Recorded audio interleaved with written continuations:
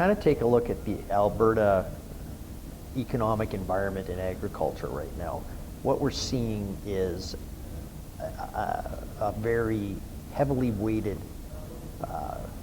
now growth of an asset class being land, right?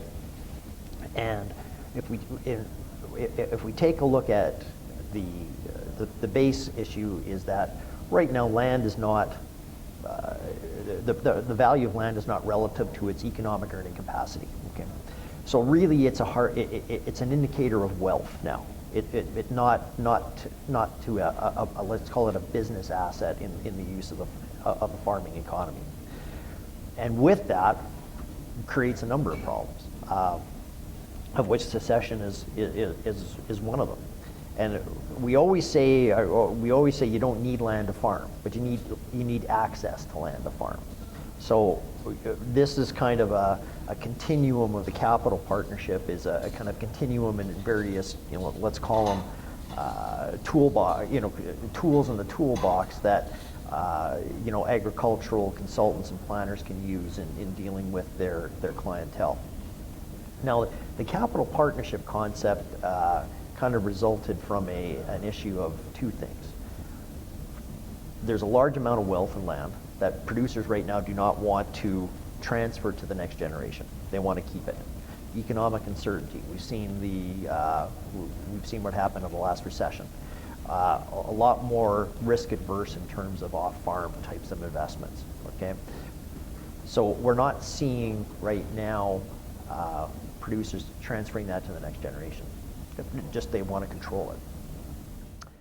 So the second point being, because land becoming a disproportional amount of wealth in terms of the agricultural clientele, we're seeing an issue now, and how is that getting transferred to the next generation to be fair to those children who are not farming, or even if none of that next generation are farming, but they still want to keep the land in the family, for personal or investment reasons, right? So that was the concept of kind of taking these this concept of the capital partnership and expanding its use. Okay?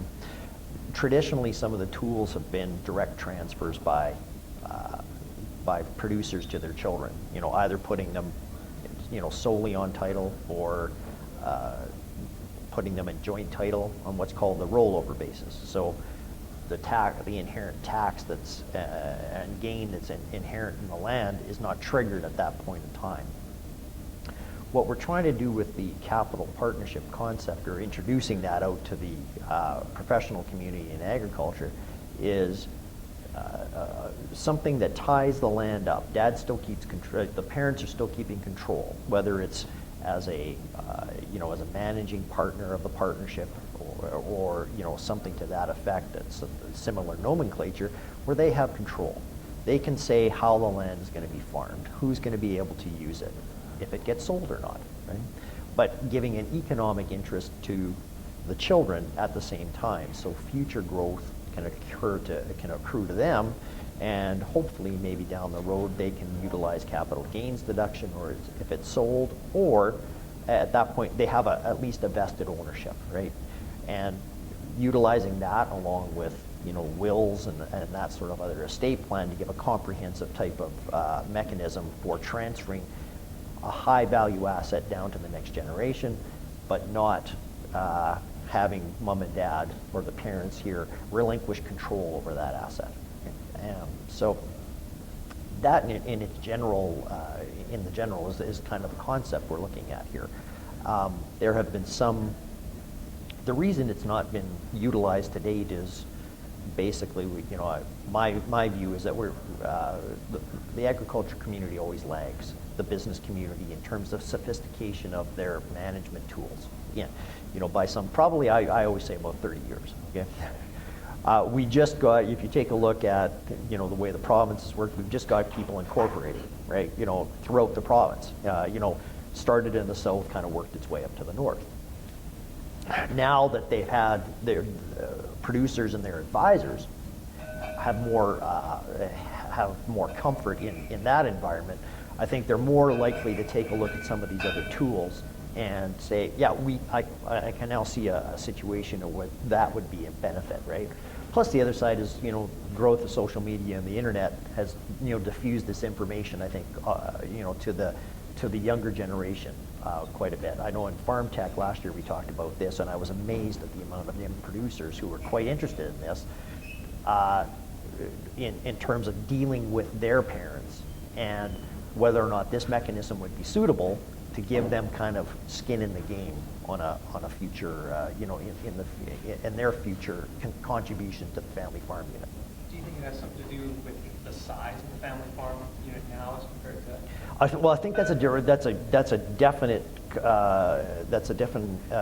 issue that arises, and one of the main ones, I think, because of the fact that the underlying wealth that's required to carry on the farming business is much greater than it was 20 years ago, 25 years ago.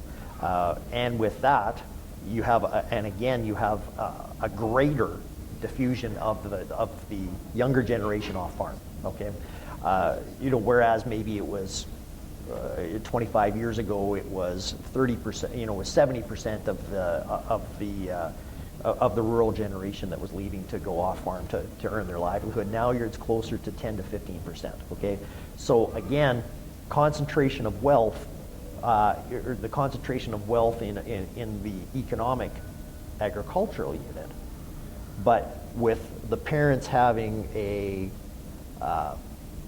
wanting to treat the entire family unit fairly, right? In terms of, I've got a farming child, but I think the thought has now crossed over in the last 20 years that the farming child's not going to receive everything, okay? Whereas 25 years ago, he was going to get the farm. Now it's too valuable. So that farm is the ownership of that asset is going to be diffused upon the entire family unit upon mom and dad's death. And that is the reason why we are looking for new mechanisms to keep some control in the parents' hands, number one, keep some stability for the agricultural, let's call it the agricultural child who's carrying on the business, but yet provide for a fair mechanism for the transfer of wealth onto the, let's call it the non-farming or off-farm children. So what does it look like to institute? Basically what we're looking at to institute is it's going to depend on whether the land is corporately or personally held, okay? In Alberta, though, large amounts of land are still personally held. Even if the farm is carried on in a corporate entity, the kind of rule of thumb has always been keep the land personally, right? So it'll either be one of two issues. If we have personal land, it's actually putting together a partnership of which mom and dad are the controlling partners, and like I said, carry on the control, who decides whereas the children would be kind of in a simple sense, would be a non-voting equity partner. So as the value of the land rises, right, they're also receiving that benefit of seeing their network, their wealth increase as well too, right? As well, utilizing the partnership for the carrying on of the business. Maybe it's leasing the land out to the farming entity in which the farming child's, that's where his equity is, right?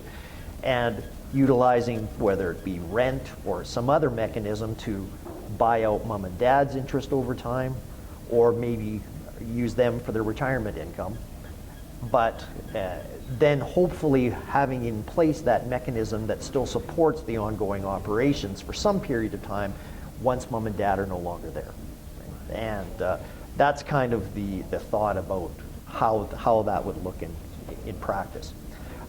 If we have corporately owned land, what we're looking at there is to split up companies to have a land company and an operating company. Whereas we're going to start bringing in the non-farming children into the land co. Okay, so again, they have their increase in net worth happening from that side, and spinning off the operations maybe to a corporation in which it's just mom and dad and the farming son involved. And again, the same sort of mechanisms, leases, rental arrangements, that sort of side, that hopefully at the end of the whole day when mom and dad are no longer there to be the referees, at least keep the farming unit along for some period of time. You can't keep it forever, but we try to look at something maybe 5-10 years after mom and dad's demise, that hopefully to keep the farming unit together to provide for at least a continuity of access to the farming child, to that asset. So is the capital partnership something that can evolve over time? Absolutely, yeah. Where it can be a very simple mechanism to start, whereas and evolve in terms of what its complexity or what terms it has over time. You got to remember, the capital partnership is just a contract, right, between people. That's all it is. So the terms of that contract can be changed. A lot of times we'll have it so mom and dad can unilaterally change the terms of that contract, right? To support what may happen in differences down the road, right? So what would you say when you talk to producers or somebody looking to start a capital partnership? What would you say is the one point you have to hammer out as a starting point? I think the starting point for the capital partnership, the big starting point, is how am I going to distribute my wealth? That's key, okay? And what mechanism am I going to use for that?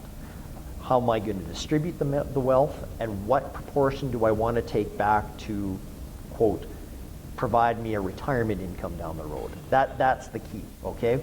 So that goes to a lot of the core decisions. Am I taking on debt in that partnership to pay back mom and dad? Are the non-farm children taking back debt to pay back mom and dad? There's a number of litanies, of different points that arise, but that's the key, okay? Who's getting what, and how are they going to pay for it?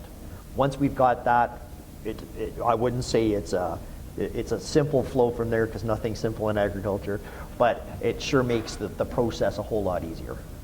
Definitely a process that has to evolve over time. Exactly right. And there's a lot, and it's not just the economic factors that have to be taken into account, but there's a host of other, let's call it the soft factors in an inherent family business like this that also have to be considered. All right. Thanks a lot, Greg. No problem. Thank you.